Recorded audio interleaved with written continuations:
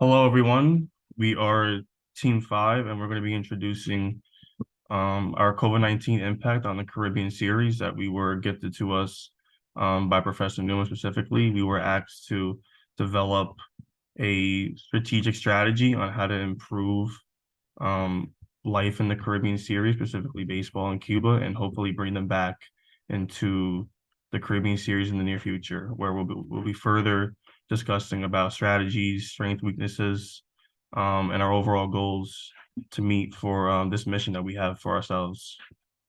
So, like I said before, just quickly going over the agenda, our focus and goals primarily in the beginning for the Caribbean series and what it's all about. Definitely will target our strength weaknesses area as well.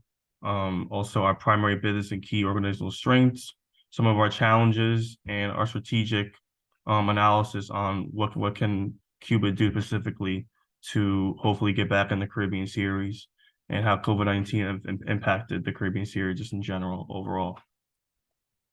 So, like I said, our focus and goal that collectively came up as a team ourselves reads the COVID-19 impact pandemic has disrupted the Caribbean series sports events and organizations in recent years, like our everyday lives ourselves, but this has led to postponements within the sports regions, cancellations, and changes in the way that events are conducted.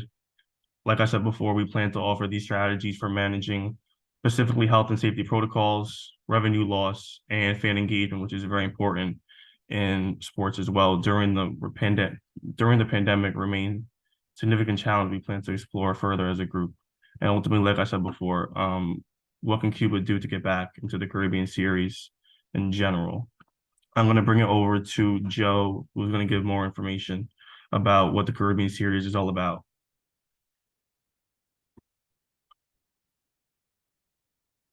All right, so the Caribbean Series is an annual baseball tournament featuring the champions of professional baseball leagues in the Caribbean region.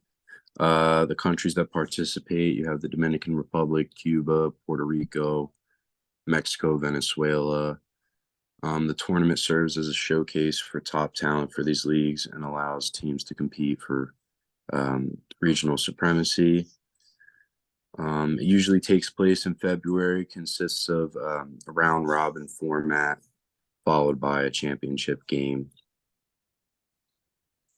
Now going into the environmental analysis part of our mission/goal here for Cuba to get back into the Caribbean series and Caribbean series in general. So the first part is that we have our political regulatory section. And like I said before, we're dividing it into mostly three components, where it's our health and safety protocols, like I said, our fan engagement, clear communication with one another, and our adaptation/innovation to help improve our contingency plans and our innovative strategies like we're going to be going over further into the presentation. But just to read some of the stuff that we have going on here is that we may want to make sure that our players, staff, fans are protected. Even our players that maybe not be on the field currently, they matter as well. Like I said, just going into our strict and health protocol as well, keeping it very contingent, strict, not trying to, make it too strict, but definitely, with the COVID-19 pandemic that was going on for a while and stuff like that, definitely want to keep our players in check with vaccination campaigns as well. And honestly, we're open to also our players sharing their experiences through the COVID-19 pandemic as well and how it affected them as well, which goes into my next segment, which is clear communication. Like I said before, just transparency with the other Caribbean series members, sharing volatile data with these vaccination rates, just helping improve communication. Definitely just the open share of window is very important regarding the serious matter for the Caribbean series in general and how Cuba can get back to it. And definitely our last segment for the political regulatory section, like I said before, just developing contingency plans, um, innovating strategies, adapting to changing circumstances. Because as you guys know, we are not all sports players, but definitely it all impacted us in some way, the COVID-19 pandemic. So our goal or our mission is to just hopefully make that easier by developing strategies for the Caribbean series. Now going into the economic section, Joe's going to take you guys further through that as well. So currently, Cuba has undergone economic reforms. They are contributing to get a more stable economic climate. This includes loosening restrictions to foster private sector growth, eliminating government control, and encouraging foreign investment. Um, they're hoping that, these measures have the potential to boost economic growth and create more financially stable environment. Um, in 2022, FIFA funded Cuban facilities a total of $520 million, roughly about, um, which is helping to revolutionize Cuban football, um, which is important in order to just revolutionize the sport, get more fans by renovating the facilities, the stadiums. As for baseball, there hasn't been as much, but they are actively trying to get more foreign countries and companies to invest in Cuban baseball. And currently, they're allowing scouts from foreign nations, from Japan and South Korea, to scout their players, which is, again, they're trying to get more players to go out to different leagues and try to get more recognition for their players.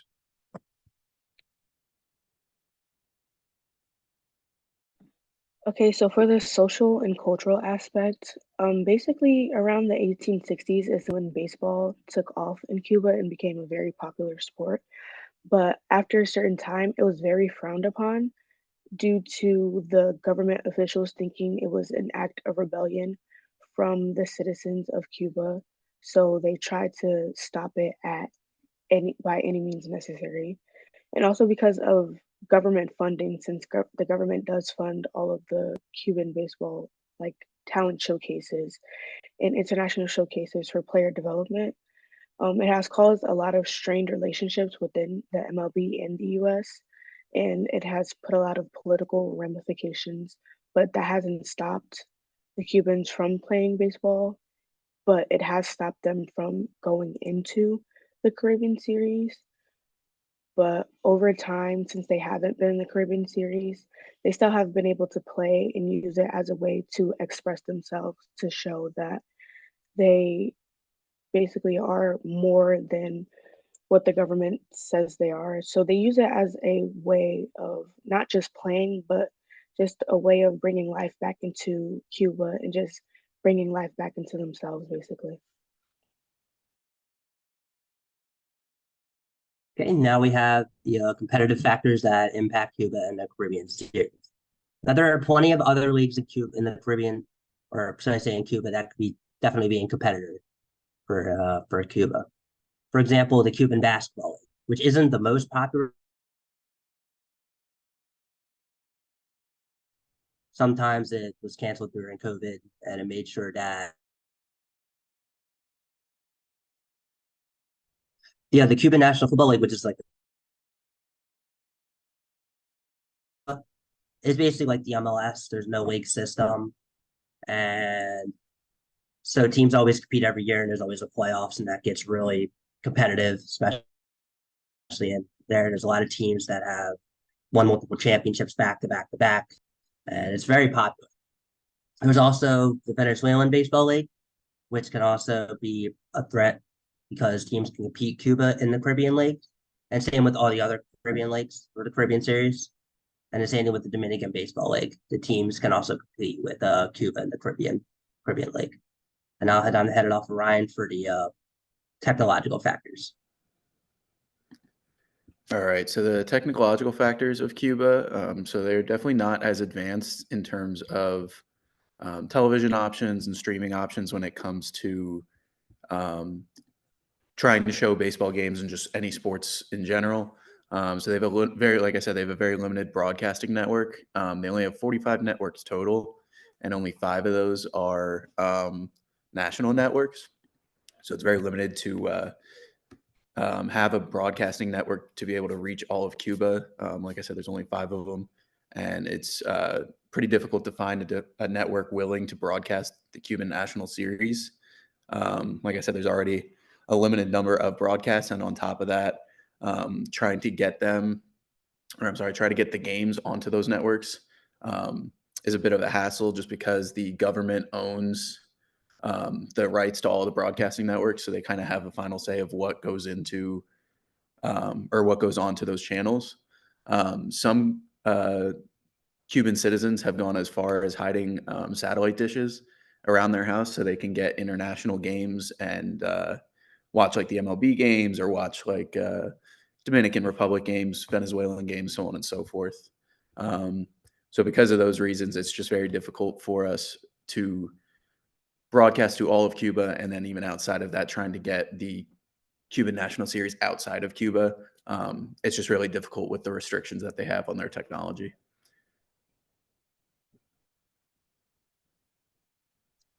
Now we have the SWOT analysis. So we mentioned throughout the project that we have a lot of strengths, weaknesses, opportunities, and threats.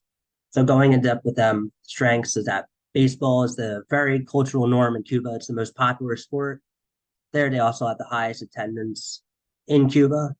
There's also, excuse me, there's also a lot of investment in Cuban sports right now, as mentioned before, with the soccer development, like over 500 million. There's a lot of growth in the sports that can happen, and also that the players and staff are also protected from COVID with mandatory vaccinations and updated vaccinations every year. Now, with the weaknesses, a lot of this we have mentioned before in the project, such as the economic reform, the limited technological resources. The government also controls the media, as Ryan stated. And there's also still travel restrictions, as COVID is still impacting Cuba throughout the country. It's still, not everybody is vaccinated, but it's still a high risk. Now, the opportunities, as also mentioned, there's like increased fan engagement due to countries opening up, which also can mean higher attendance.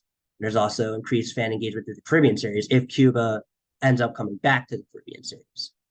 That would mean, again, more media rights and higher attendance.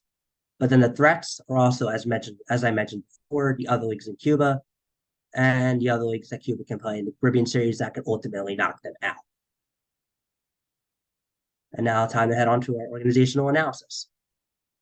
Yeah, definitely well said, Thomas, about the strengths, weaknesses, opportunities, and threats for sure. Now going into our second segment, which is our organizational analysis, specifically to start off with our evaluation of mission, which I mentioned briefly before, which is basically, we divided it up into 3 components, which is definitely our health and safety protocols for the COVID-19 impact of the Caribbean series. Revenue loss, or I should say revenue loss, or even our gain as well, to just try to improve what really went down those couple years where baseball wasn't really happening, and our tragic fan engagement as well, where it's an important aspect for the fans, not just only in the stands as well, but virtually as well, where we'll try to improve that throughout the course of this mission as well. Just to briefly read the mission that we came up with collectively is to promote the sport of baseball in the Caribbean region, celebrate its rich cultural heritage, which I'm sure the players have that great platform for as well, for the Caribbean baseball talent to showcase their skills and compete at the international level collectively.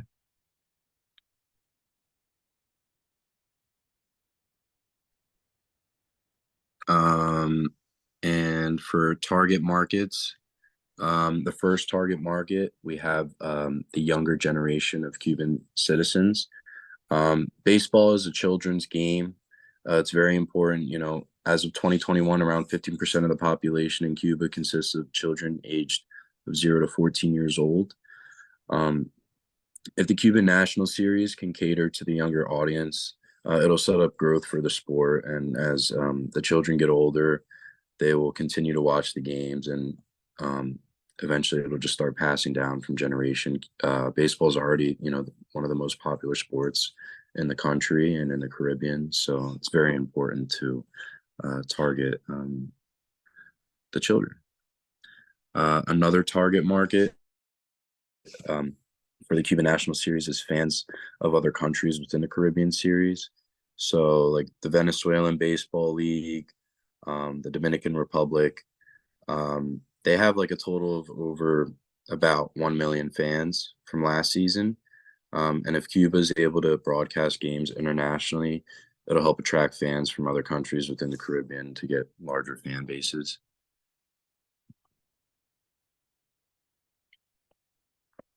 And then I'd say like the largest target market for Cuba is definitely the United States, and fans of the major of the MLB.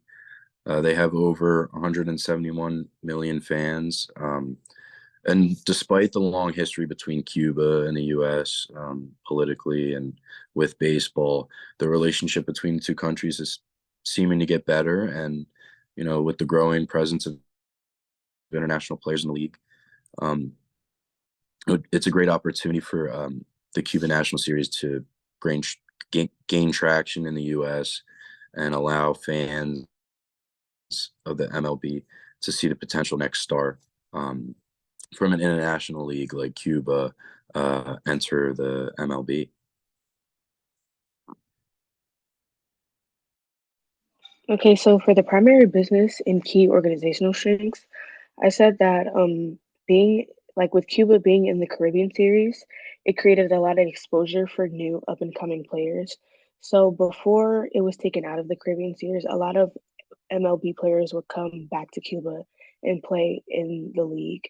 So not only did it shine light on the league, but it shined a light on the players that the MLB players were surrounded around. And also the media coverage was beneficial for both Cuba and the Caribbean series. Like I said, a lot of MLB players would come back to play in the series. So the games were televised nationally, like within Cuba and also within the US. So we can see some of our favorite players playing within the league. And also it created more opportunities for team slash player development. So they did a lot of team and player showcases which showed like this is the talent that we have here and this is who will be our next superstars. So I believe that within like Cuba being in the Caribbean series, it caused a lot of exposure and traction for not only like the players within the series that would come back or just start playing, but it caused a lot of exposure for Cuba as a whole just to be seen as this place that just has such a love for baseball.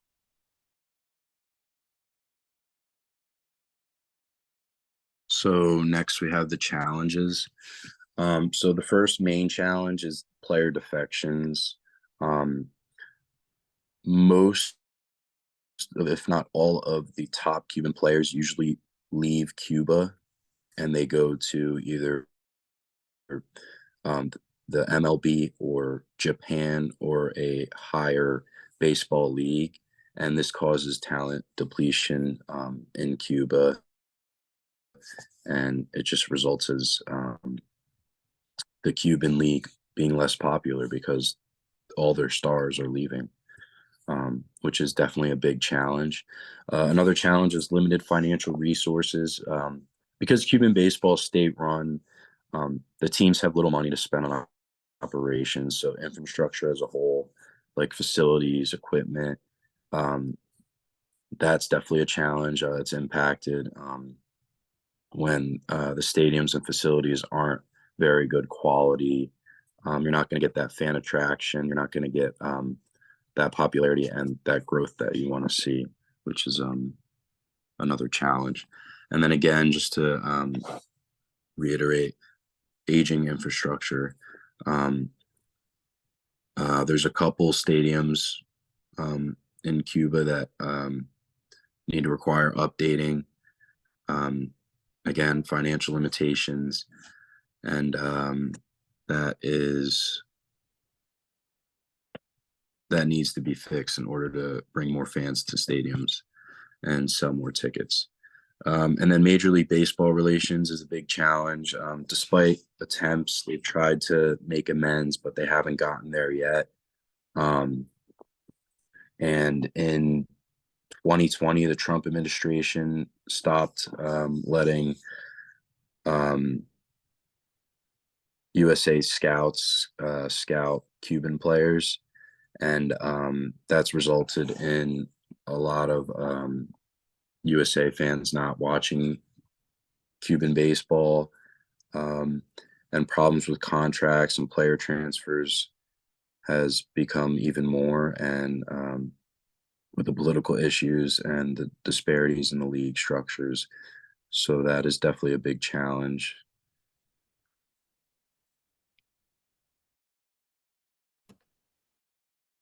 All right, so the next topic we're going to cover is just the central business issue of the Cuban National Series. So obviously, kind of what we've been talking about this whole presentation is the decrease in fan attendance since 2020, which was obviously the start of the COVID-19 pandemic. So during the pandemic, they weren't playing a whole lot of baseball, but once the pandemic ended, fans weren't really going back to the stadiums like they were beforehand. This is mostly because they would much rather prefer to watch the games on their TVs or listen. A lot of them had radio broadcasts that they would cover. And on top of that, just the loose COVID regulations within the country. So Cuba's pandemic plan, if you will, wasn't as strong as the US. So there wasn't a lot of, like, for example, access to vaccines. There weren't a whole lot of mask mandates, anything like that. So it just kind of worried fans and people as a whole just to go back into the stadiums and be close to strangers like we used to be. And another issue is that they are losing the popularity race to other countries within the region. So, like, for example, the two biggest ones are Puerto Rico and the Dominican Republic. Both of those teams in the World Baseball Classic broke fan attendance records, which is since it was within the U.S., that is kind of like the goal is to get into the U.S. and get these fans in the biggest market, which is the MLB, to come and watch their games. So I believe it was the game against, I believe it was the game against Dominican Republic and Puerto Rico in the World Baseball Classic broke a fan attendance record. Actually, the picture in the bottom of this slide is a scene from the stands during one of those games. It was packed. And that just goes to show the difference between the Dominican Republic and Puerto Rico's fan base versus Cuba. They're just not really at the same playing field. And it shows in terms of the talent that is seen from all of these countries. And as I kind of touched on before, their main thing is pandemic regulations. So it's difficult for them to reach international opportunities and kind of try and grow at an international rate, especially if they can't get into certain countries because of the COVID regulations. Yeah, Naga went into some of the strategies that we came up with collectively to overcome these challenges about COVID-19 and the Caribbean series specifically. Definitely we're implementing, rigorous testing and vaccination programs for the players, the staff, to just ensure safety in general and just prevent any, measures of going off the rails, which kind of goes into the stringent protocols in general, just to develop, enforce strict health and safety protocols. You have your mask mandates that I'm sure the world has gotten used to during the peak COVID time, social distancing, stuff like that. Just accurate data measures to really let the audience know, or let the people know, what's really going on, and keep the communication open, which I said prior into the presentation as well. You have your revenue streams as well, which is probably the most important thing, just to maximize, the dollars amount of, what went down during this time. So exploring alternate revenue streams. I came up with some of the stuff, examples such as ticket sales, pay-per-view broadcasts, online merch, which kind of goes into the sponsorship partnerships, and how it ties into the diverse revenue streams as well. So just maximize dollars as well. So like I said before, seeking out partnerships with corporate sponsors to just provide that support, exposure, brand awareness, even in a limited capacity state where, peak COVID is in the Caribbean series at the time, just trying to really get the name out in general. You have your ads, you have your billboards, stuff like that, to really just, try to overcome these challenges as another strategy. And like I said before, with fan engagement, not only, the fans in the stadium as well, but our virtual fans as well. So trying to maybe partner with one of these software development companies, just for the fans to engage in these virtual experiences, which hence could be live streaming the games, with like certain features. I know the NFL recently did a Germany game and they had a virtual aspect where it looked like you were watching the game and it looked like little minions running around the field while watching the game. I believe it was the Jaguars and someone else, but trying to just create that like adoptive mindset, which also appealed to the audience of kids, which I think Joe and Ryan talked about earlier with the target market. Um, so just stuff like that with the virtual meet and greets, maybe. Um, really just trying to overcome, these challenges regarding the COVID-19 experience. And then lastly, we have our cultural celebrations. Um, this is a global event, this is a global class as well regarding, what we're talking about, definitely. So hosting virtual events, cultural events that celebrate the rich heritage of Caribbean baseball. That could be like a music festival, that could be like a food tasting, that could be like just like historical like retrospectives, that could be, visiting like, like the Hall of Fame, and stuff like that. So um yeah, these cultural celebrations I think would probably be like the most substantial or the most highlighted one to overcome these challenges besides, your revenue streams and besides your regular testing, for these vaccinations and stuff like that.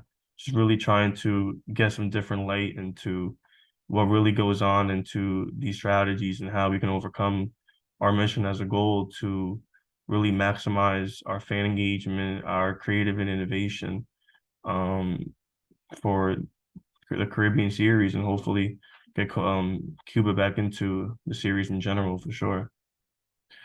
Now, with that being said, um, which kind of goes on to what I said earlier, just trying to regain Cuba's position in the Caribbean series where you have your compliance, which ensures that Cuban teams are adhering to all the protocols, the regulations, which were probably going to be established by the Caribbean Series committee going forward, at the beginning of your seasons and stuff like that. I know that I'm sure they have their, player organization. I know the NFL has their NFLPA, MLB has the same thing. So just compliance with all those regulations is very important, to begin with. And then you have your financial commitment, as well, which is a very clear financial plan to maximize our dollars, cover the cost of participation, um, demonstrate the ability to contribute, sustainability of the tournament. Like I said before, just really just trying to diversify our revenue streams, for Cuba to get back into the games, and make the mark that they always had at one point. And our last segment regarding our regaining Cuba's position is our talent development. So just investing in the players, investing in the staff, the coaches, even like your commissioner, like so and so forth, like just trying to maintain the competitiveness in the series, while also just maximizing our mission in general, per the tournament. So which reads, above the three messages that I sent earlier, Cuba's return to the Caribbean series should be contingent on their ability to adhere to the health and safety protocols, meet our financial obligations of participation, and our talent development, which will definitely be exploring, new strategies for it and, trying to gain Cuba's position back in, where I started first of all. Mhm.